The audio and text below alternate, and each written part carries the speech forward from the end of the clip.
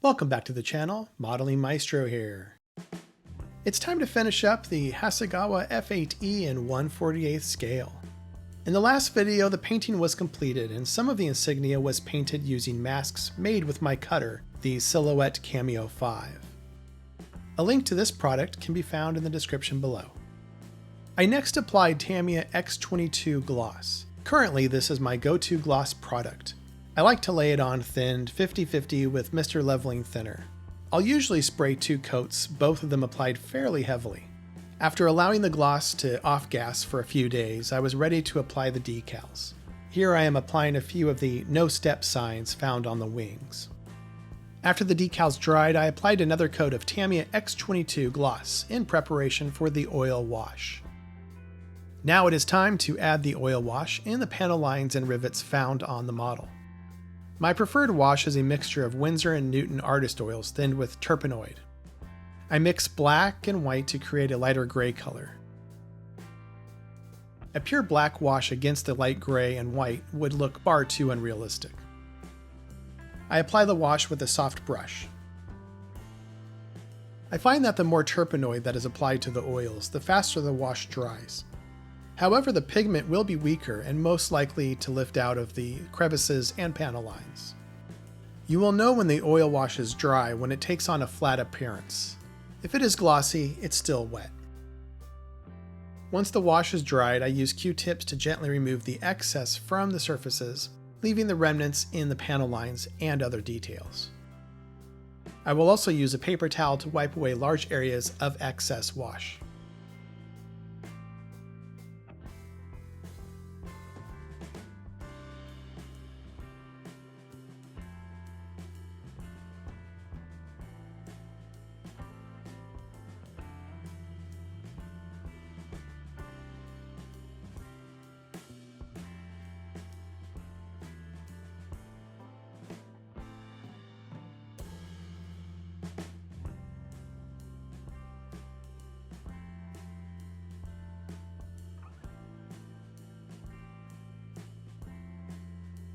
Next, I decided to finally purchase a set of AK markers. These markers are filled with thinned paint and apparently are fairly easy to use. I bought a set with red, yellow, and white and decided to use the red to depict the red found on the edges of wheel bay doors on the F-8. As you can see here, the paint moves evenly and the coverage is excellent.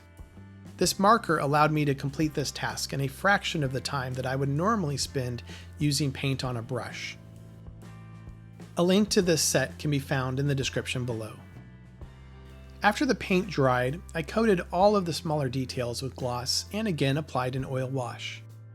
Again, the oil wash was removed with Q-tips and a paper towel.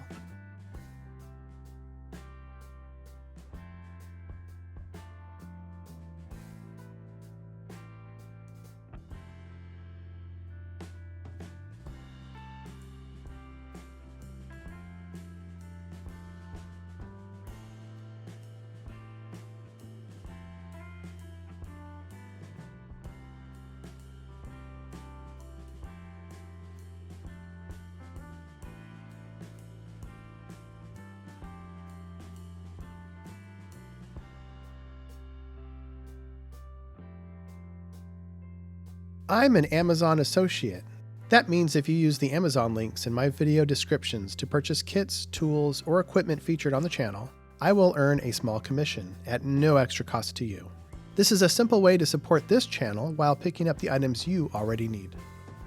After the wheel struts were dried, bare metal foil was used to depict the bare metal hydraulic cylinder. I returned to the cockpit to paint the scratch-built oxygen tank found behind the ejection seat. This tank was painted a lighter green. Vallejo model color acrylics were used for this work. The canopy and windscreen were masked and received black paint for the inside and the exterior gray for the outside of the canopy.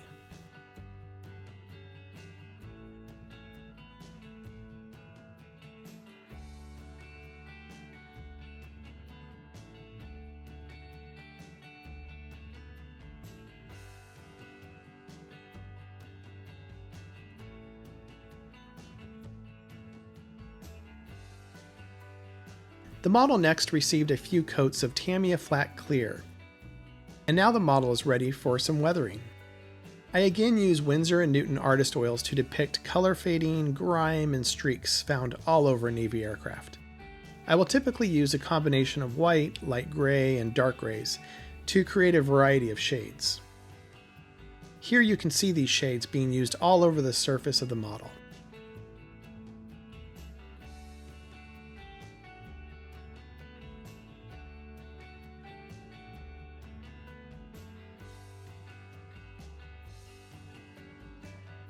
Streaks are particularly fun to create. I add a drop of heavily thinned oils and pull the paint in the direction of airflow with a Q-tip or soft brush.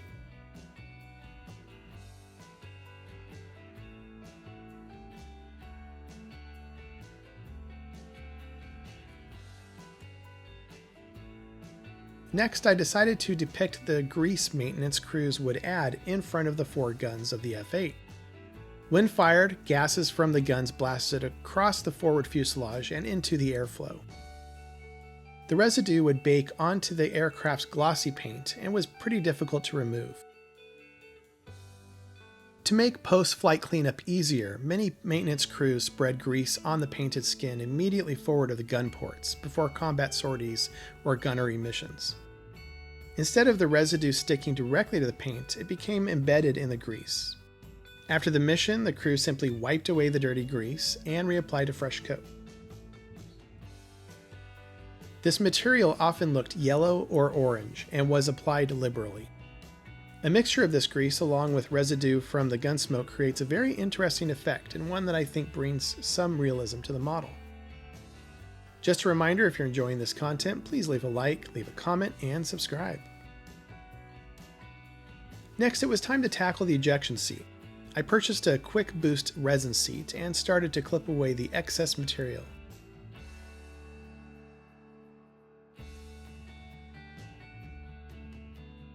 The seat then received a coat of Tamiya gray primer, shot from a spray can followed by a coat of flat black.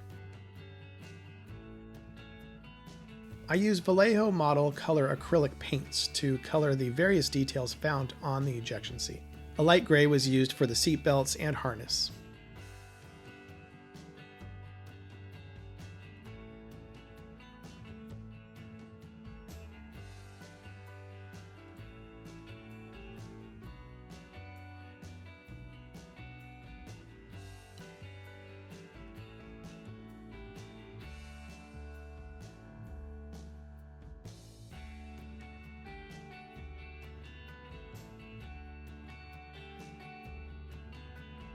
After all details were painted, I applied a coat of gloss, then applied a wash of medium gray to add shadows.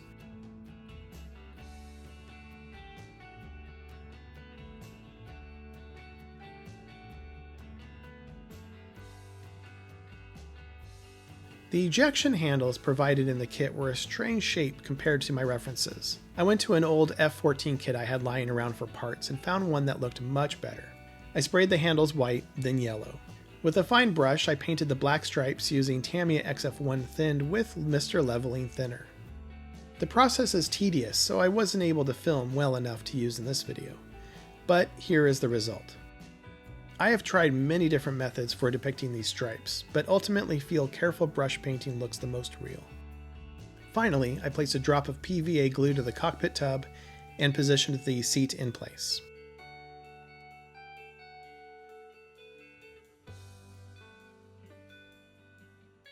Well, that does it for this video. Thank you so much for watching. If you enjoyed this content, please leave a like, leave a comment, and subscribe, and we will see you in the next one.